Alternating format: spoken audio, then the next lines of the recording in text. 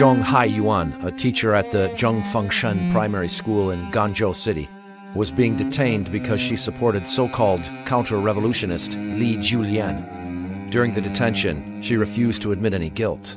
Moreover, she wrote on the prison wall, "Down with Hua Guofeng," the then Chinese Communist Party leader. As a result, Zhong Haiyuan was also classed as counter-revolutionary and sentenced to death. On April 30th, 1978, she was tied up, paraded on the street, and then taken to the execution site to be executed. The soldiers who carried out the execution deliberately fired the bullet at the right side of her back instead of the left side where the heart lies, so that she would not die instantly. Waiting medical personnel rushed forward and brought her into a covered military vehicle. On the surgery table temporarily set up for the purpose, they quickly took her kidneys while she was still alive. One of the kidneys was soon transplanted into the body of a senior official's son in Nanchang No. 92 Field Hospital. Over 30 years have passed since then. With the reform and open-door policy, China's economy has grown rapidly. At the same time, induced by huge profits, the number of organ transplants has also increased astonishingly. Especially since 1999, there has been an explosive increase in the number of organ transplants in China. According to official figures, the annual number of organ transplants reached nearly 20,000 in 2006, ranking it number 2 in the world. Moreover, people who could receive organ transplants have expanded from the privileged senior officials of the Chinese Communist regime to rich people who could afford the high price. Before 2007, as long as one could afford a few 100,000 Chinese yuan, many large hospitals in China could offer the shortest waiting time for organs. In the 6 or 7 years since year 2000, the waiting time publicly declared by some hospitals was 1 to 4 weeks, or even several days. Many large hospitals carried out multiple transplant surgery at the same time, day and night without stop. Behind these astonishing figures hides a serious question. In China, where are these massive number of human organs coming from? In the 21st century today, does the tragedy suffered by Zhong Haiyuan, whose organs were harvested while alive, still go on?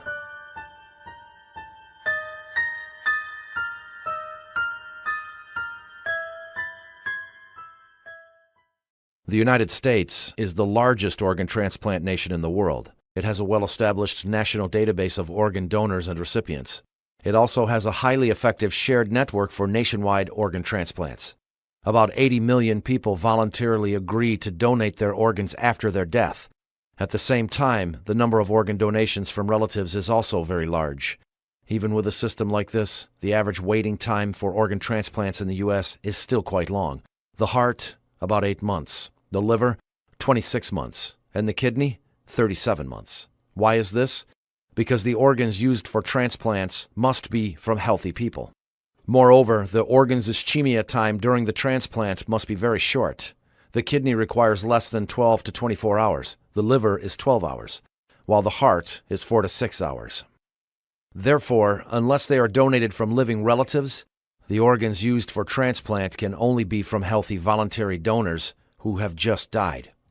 Not only that, patients can only accept organs matching their blood types and tissue types. Take kidney transplantation as an example.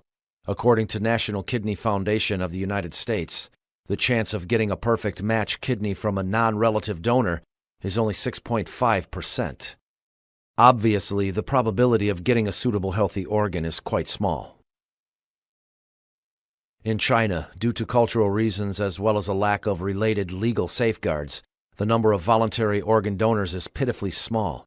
Up to September 2007, China had only 61 organ donors in total from brain death. Organ donation from relatives only accounts for 1.1% of total organ transplants there. Although legal and legitimate organ sources are very rare, large hospitals in China never seem to worry about sources of organs. The Oriental Organ Transplant Center used to claim on its website the average waiting time for a suitable liver is 2 weeks. On the application form for an organ transplant at the Organ Transplant Department of Shanghai Changjung Hospital of the 2nd Military Medical University, it once clearly wrote, the average waiting time for a liver transplant is 1 week among all patients. Established in 2003 and closed in September 2007, the China International Transplantation Network Assistance Center was an organ agency for foreigners. It was situated at the Organ Transplant Research Center of the first affiliated hospital of China Medical University in Shenyang, Liaoning Province. Through this agency, as for the kidney transplantation, it may take 1 week to find a suitable donor, the maximum time being 1 month. It further goes on to say, if the doctor discovers that there is something wrong with the donor's organ, the patient will have the option to be offered another organ donor and have the operation again in 1 week. China's Sanlian Life Weekly reported on April 7, 2006, about 98% of organ sources in our country are controlled by authorities other than the Ministry of Health. What are those authorities other than the Ministry of Health? The article did not specify. Before its closure, the Chinese International Transplantation Network Assistance Center disclosed even more astonishing information. The website's question and answer section contained the following set of questions and answers. Question: even if the organ transplant operation is successful, is the survival time after the surgery only 2 or 3 years? Answer: indeed, we often hear this kind of query, but this refers to the kidney transplant cases in Japan where organs were taken from brain-death corpses. In China, kidneys are taken from live bodies. This is completely different from what Japanese hospitals do. Question: is it possible to be infected with other diseases such as HIV or hepatitis after the kidney transplantation? Answer: it is not necessary to worry about that. The biggest problem with a kidney transplantation is the tissue match. Before the living kidney transplantation, we will examine the donor's renal function and leukocyte in order to assure the safety of the kidney. So it is more safe and reliable here than in other countries, where the organ is not from a living donor. The question-answer section disclosed a clear and explicit message. The organs are not from corpses or brain death victims. Instead, they are from living people. In fact, the China International Transplantation Network Assistance Center is not the only living organ provider in China. Here is a phone conversation between an investigator posing as a patient's relative and a doctor in the First People's Hospital of Shanghai Jiao Tong University. 你好，你是肝移植中心，它的号码是多少？转接中，请稍后。喂，你好。喂，你好。我现在有一个表妹啊，丙型肝炎18年了，是慢性活动性，丙型肝炎。但是现在我跟你讲，你这个肝移植是可以的。那我就问啊，要等多久？工体有啊，天天有哎。现在我们今天就来做。不是，你现在又不是说是有新鲜的，有活的人的，你这个都是活的。啊？都是活的。The precondition to ensure the supply of such large number of human organs for such short waiting times is the existence of a large organ bank of live donors. Furthermore, this group of people must be under strict control so that their physical conditions could be examined any time. Whenever a transplant patient arrived, a matching donor would be found from the bank. His or her organs would be taken out for the transplantation in order to ensure the organ's freshness and vitality. So what kind of people form this live organ bank? The international community commonly believe the allegation that the Chinese communist regime takes organs from the executed prisoners for transplants. However, this single source of organ supply cannot account for the explosive increase in the number of organ transplants in China during the past decade. Although the exact number of the executed prisoners in China is a so-called state secret, the state-run China News proclaimed in its report on September 6, 2007. For more than a decade, the people's courts have been very careful with and taken strict control in giving out death penalties. The number of executions have been decreasing steadily. Meanwhile, according to reports by official Chinese media, the total number of organ transplants in China during the 6 years after 2000 was more than 3 times that of the 6 years prior to 2000. If those 98% of organs for transplants in China that came from non-medical system were all from the executed prisoners, how could one explain the sharp increase of organ transplants in the past decade, while the death penalties had been decreasing steadily? Was it due to the improvement in transplant technology? Let's take a look at the kidney transplant.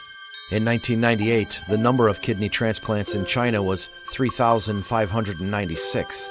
In 2004, it exceeded 10,000, 3 times that of 98. Between 98 and 2004, there had not been much improvement in kidney transplant technology. Obviously, technology improvement is not the reason behind the explosive increase in kidney transplants. Moreover, death penalties need to go through certain legal procedures, such as court hearings and appeals. Prisoners could not just be sentenced to death and their organs taken when transplant patients came. Then, what group of people could be subjected to organ harvesting and their lives taken so conveniently and speedily? Other than the prisoners on death row, who were these large group of people that were forced to live between life and death? For decades, the Chinese Communist regime have consistently denied allegations from the international community that it harvests organs from the executed prisoners. However, in 2005, at a World Health Organization conference in Manila, China's Deputy Health Minister Huang Jiafu publicly admitted for the first time that the majority of China's transplant organs were from the executed prisoners. But on April 10, 2004, Mao Chuinan, the spokesperson for the Ministry of Health, again denied harvesting organs from the executed prisoners when answering questions from reporters.